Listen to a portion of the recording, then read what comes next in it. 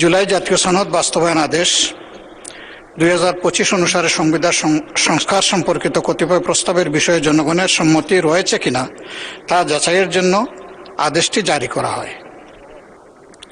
বিগত 12 ফেব্রুয়ারি 2026 ইংরাজি তারিখ ত্রয়োদশ জাতীয় সংসদ নির্বাচন অনুষ্ঠিত হয়। একই দিন গণভোটও অনুষ্ঠিত হয়। প্রায় 70% ভোটে হা ভোট বিজয়ী হয়। জনগণ জুলাই জাতীয় সনদ সংবিধান সংস্কার বাস্তবায়ন আদেশ 2025 ও জুলাই জাতীয় সনদে লিপিবদ্ধ সংবিধান সংস্কার সম্পর্কিত প্রস্তাবের পক্ষে তাদের রায় প্রদান করেন। গণভোটে হা ভোট নিরঙ্কুশ বিজয়ের ফলে ত্রয়োদশ জাতীয় নির্বাচনে নির্বাচিত সংসদ সদস্যগণ দুটি শপথ পাঠ করতে আইনানুগভাবে বাধ্য। বাংলাদেশ নির্বাচন কমিশন ত্রয়োদশ জাতীয় সংসদ নির্বাচনে নির্বাচিত মাননীয় সংসদ সদস্যদের 17 ফেব্রুয়ারি 2026 ইংরাজি তারিখে সংসদ সদস্য সংবিধান সংস্কার পরিষদের সদস্য হিসাবে শপথ গ্রহণের জন্য অনুরোধ জানান। উক্ত শপথ গ্রহণ অনুষ্ঠানে বিএনপি নেতৃত্বাধীন জোটের মাননীয় সংসদ সদস্যগণ সংবিধান সংস্কার পরিষদের সদস্য হিসাবে শপথ গ্রহণ করেননি।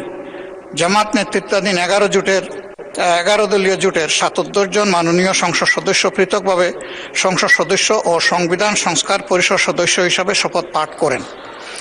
জুলাই জাতীয় সনদ বাস্তবায়ন আদেশ 2025 অনুচ্ছেদ 10 অনুযায়ী সংসদ নির্বাচনের ফল ঘোষিত হওয়ার 30 পঞ্জিকা দিবসের মধ্যে যে পদ্ধতিতে জাতীয় সংসদের প্রথম অধিবেশন আহ্বান করা হবে অনুরূপ পদ্ধতিতে পরিষদের প্রথম অধিবেশন সংস্কার পরিষদের প্রথম অধিবেশন আহ্বানের বিধান থাকলেও এখন পর্যন্ত তা করা হয়নি।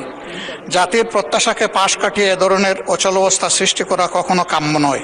এমতাবস্থায় জনগুরুত্ব সম্পূর্ণ বিষয় হিসাবে জুলাই জাতীয় সনদ সংবিধান সংস্কার বাস্তবায়ন আদেশ 2025 এবং সংবিধান সংস্কার পরিষদ অধিবেশন সংক্রান্ত আলোচনার জন্য মাননীয় স্পিকারের প্রতি সংসদ মুলতবি প্রস্তাব উত্থাপন করছি। আমার প্রস্তাব হচ্ছে সংসদ মুলতবি করে এই বিষয়ে আলোচনায় দেওয়া হোক।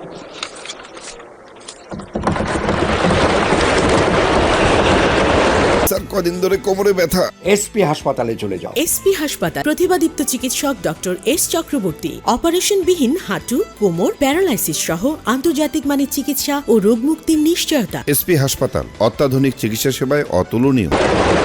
ধন্যবাদ মাননীয় সদস্য। মাননীয় আইনমন্ত্রী মহোদয়। স্পিকার, আপনাকে অনেক ধন্যবাদ। যে বিষয়টি মুলতবি প্রস্তাব আকারে আনা হয়েছে মাননীয় বিরোধী দলীয় নেতার পক্ষ থেকে, আমি অত্যন্ত যৌক্তিক এবং সময়োপযোগী একটি প্রস্তাবনা মনে করছি। এ বিষয়টি আলোচনার দাবি রাখে।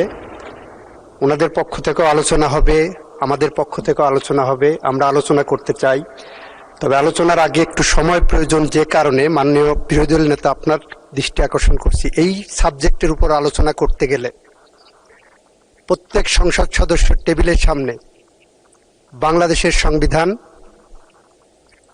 জুলাই সনদ, এই বাস্তবায়ন আদেশ এবং গণভোট অধ্যাদেশ, এই কয়েকটি কপি অবশ্যই থাকতে হবে। কারণ জুলাই জাতীয় সনদ নিয়ে গোটা জাতি এক ধরনের বিভ্রান্তির মধ্যে আছে যে কারা সত্য। আমরা দেখাতে চাই, আমরাও চাই জুলাই জাতীয় সনদ বাস্তবায়ন হোক।